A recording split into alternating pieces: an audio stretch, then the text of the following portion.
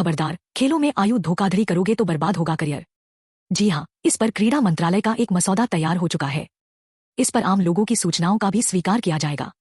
इसका परामर्श लेने के बाद क्रीड़ा मंत्रालय इस मसौदे को लागू करेगा। इसमें सबसे बड़ी बात यह है कि कोई भी आयु धोखाधड़ी कर नहीं पाएगा। खिलाड़ी ही नहीं, अधिकारी भी इसके जवाबदेही होंगे।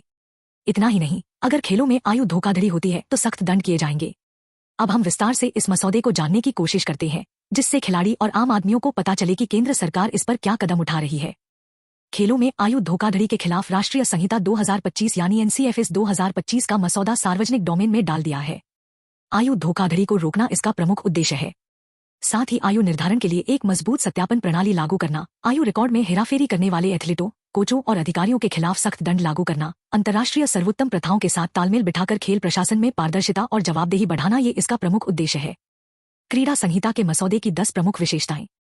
अनिवार्य आयु सत्यापन और डिजिटल लॉकिंग। सभी एथलीटों को पंजीकरण प्रक्रिया के दौरान 3 अनिवार्य दस्तावेज जमा करने होंगे।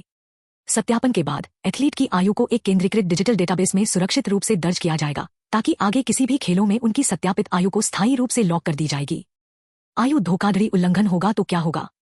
अगर ऐसा होता है तो सख्त दंड लागू किए जाएंगे। इसके लिए 3 चरण हैं।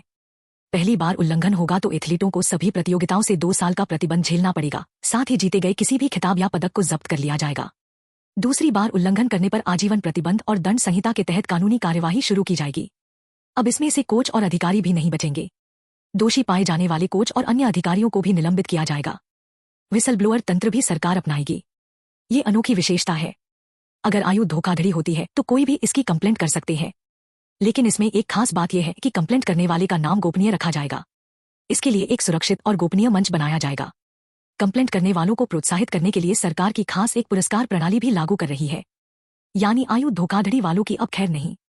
आयु धोखाधड़ी वालों को माफी मिल सकती है, लेकिन जी हाँ, आयु धोखाधड़ी करने वालों को एक चांस तो मिलेगा ही। सरकार ने स्वप्रकटीकरण के लिए माफी कार्यक्रम का नाम दिया है। इसमें 6 महीने की एक बार की माफी खिड़की प्रदान की जाएगी, जिससे एथलीटों को दंड के बिना स्वेच्छा से अपनी सही उम्र घोषित करनी होगी। इस माफी कार्यक्रम में भाग लेने वाले एथलीटों की प्रदर्शन समीक्षा की जाएगी। एथलीटों को न्याय दिलाने के लिए 2 स्तरीय अपीलीय तंत्र भी विकसित किया गया है। अगर आयु निर्धारण से संबंधित कोई विवाद होता है तो 2 स्तरीय अपीलीय तंत्र महत्वपूर्ण भूमिका में होगा। पहले चिकित्सा परीक्षा निष्कर्षों से विवाद को सुलझा जाएगा। अगर इनमें संतुष्टि नहीं मिलती है तो एथलीट क्षेत्रीय अपीलीय पैनल में अपील कर सकते हैं। यदि अभी भी असंतुष्ट हैं तो एथलीट केंद्रीय अपील समिति यानी CAC से संपर्क कर सकते हैं, और हाँ, CAC का निर्णय अंतिम होगा और इसे मानना अनिवार्य होगा। सत्यनिष्ठा अनुपालन अधिकारियों की भूमिका इसमें महत्वपूर्ण बताई गई है। उनके प्राथमिक कर्तव्यों में आयु संबंधी दस्तावेजों की पुष्टि करना, अनुपालन प्रक्रिया की देखरेख करना, आयु धोखाधड़ी की पहचान करना और उसे रोकना तथा किसी भी उल्लंघन की तुरंत रिपोर्ट करना शामिल है। समर्पित राष्ट्रीय डेटाबेस ये इस मसौदे की खास विशेषता है।